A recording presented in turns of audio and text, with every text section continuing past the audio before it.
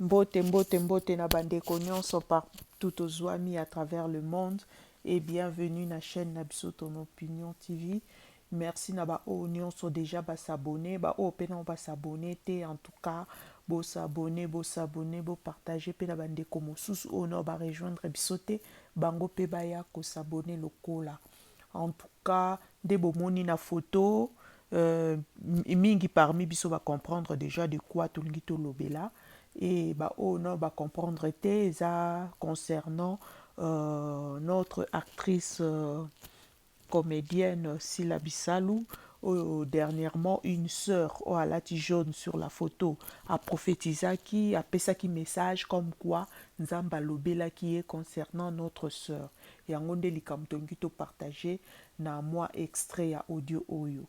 En tout cas, likamba ba prophétie o na mboka na biso et sali ba dégâts. Ba prophétie mingi epandi ba famille.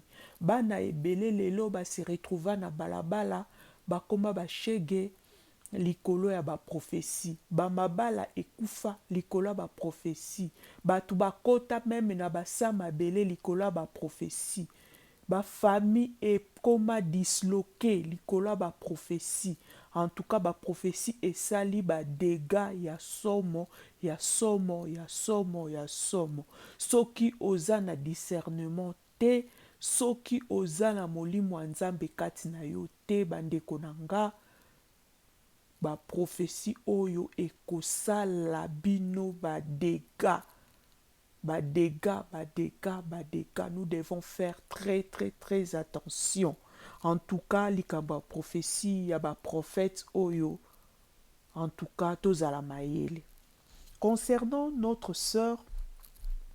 D'ailleurs, c'est quoi d'abord la prophétie? Prophétiser d'abord c'est quoi? Prophétiser ezali kotransmettre message oyo euti epai ya nzambe epai ya kopesa yango epai ya moto yango wana nde prophétiser ntango deja basali ya nzambe batelemaka na liboso bazoteya ntango moto atelemaka azoteya bato maloba oyo azoloba wana ya nzambe ezalaka deja prophétie mobimba mpo ezali oyo ezobuta na makanisi nete me nzambe nde azoloba na kati na ye aza na ye kaka canal instrument. Lui n'est qu'un humain que le divin utilise pour transmettre les oracles de l'Éternel. Donc prophétie déjà yango wana. Alors prophétie wana ezali eza don oyo molimo na nzambe apesaka mutu. Prophétie eza parmi le 9 dons spirituels. Le 9 dons spirituels wana tozana don de miracle, don de prophétie, don de parler en langue, don de l'interprétation de parler en langue. Tozana ba parole de sagesse, parole de connaissance, discernement des esprits, don de foi, don de guérison. Nyonso wana ça fait partie na ba don oyo ya Saint-Esprit.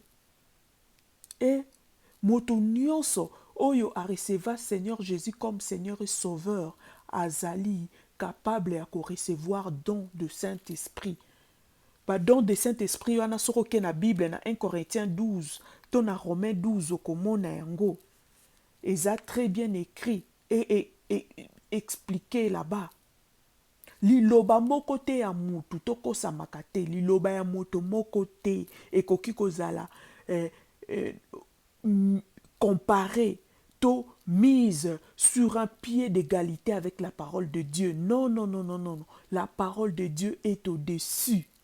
Restons attachés à la parole de Dieu, à ce que dit la Bible.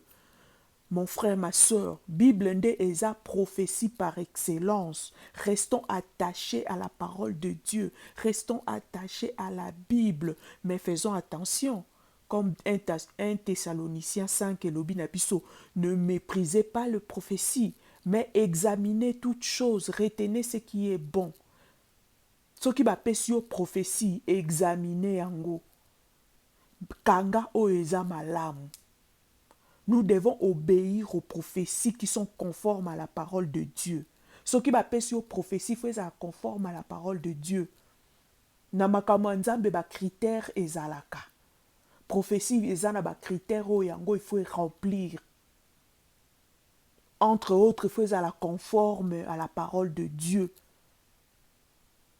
Les prophéties et koki jamais ko commander yu mutu. Asala makambo o eza contraire na morale, contraire na bonne marche, contraire na ba loi, contraire na bonne mœurs.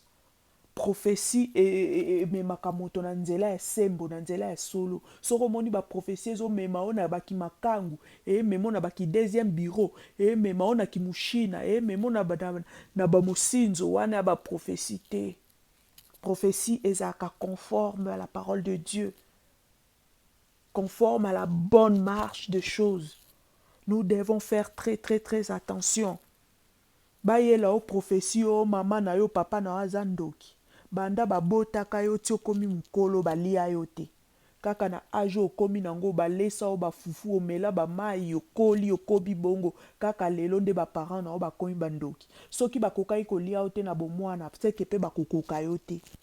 Po soki bazalaki capable ya kolia yo nde si balia yo. Alors, okola bakoka yo te, bakokokaka yo pete. Qu'est-ce que tu dois faire même si baparent na o bandoki ya solo? Continuer kozala mwana. Soki kolpesa bango mbongo pesa. S'il faut balia, balia. Mais spirituellement, yo na bango bozana nzela moko te. Yo kangama na nzambe na o na nzela ya losambo. Bango pe yo lakisa bango kaka mwinda. Na nzela ya bolingo yo zo pesa bango. Bako bongwana, bako zwanzi, bako changer. Oya ako changer te etali ye, ako kufa na mabe na ye, na masumu na ye. Mais yo demeurer na obéir pour Bible lobby, enfant, obéissez à vos parents pour que tu vives longtemps. Waneza liloba nzambe nde lobby. Donc yo sala part na yo. S'il faut pesa bango quelque chose, pesa. S'il faut sala bango bolamu sala, mais oyebi guerre na bino eza spirituel.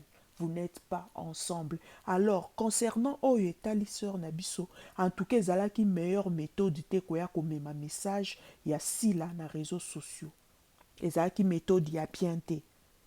Oyebi par où ko contacter ye. Ana ba page na ye o eza officiel. Azana SB na ye. Azana ba numéro à contact batia kawana.